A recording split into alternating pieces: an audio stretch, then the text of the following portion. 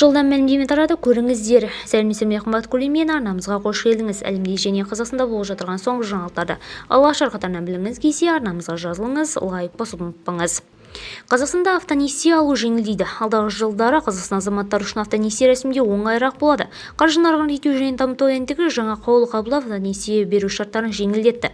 Жаңа ережеге сәйкес 2025 жылдың 1 қаңтарынан 2026 жылдың 31 желтоқсанына дейін автонесие рәсімдеген кезде қаржы жүктемесі коэффициентін есептеу талабы қолданылмайды.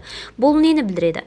Бұрын банктер несие алар кезде қаржы жүктемесі коэффициентін есептеп, табысы жеткіліксіз немесе басқа несиелер бар азаматтарға несие бермейтін еді. Енді бұл талап жаңа автокөлік сатып алатындарға қолданылмайды, яғни табысы төмен азаматтарда несие алады.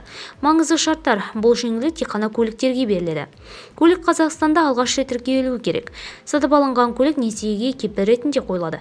4% автонесие бағдарламасы қалай жұмыс істейді? Бұл бағдарлама 4% жылдық мөлшерлемемен 7 жылға дейін мерзіммен 0%-дан басатын бастапқы жарнамен несие алуға мүмкіндік береді. Бағдарламаны екі қаржы институты жүзеге асырады: өнеркәсіпті дамыту қоры және Қазақстан даму банкі.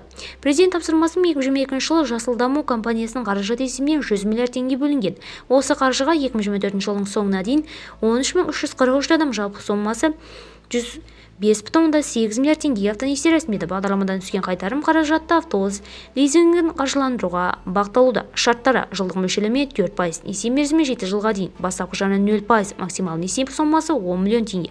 Автокөліктің ең жоғары құны 15 миллион теңге. Видеомыз кеңінен таралу үшін лайк басып жақындарыңызға таратуды ұмытпаңыз. Бізді бақылауда жалғастырыңыз.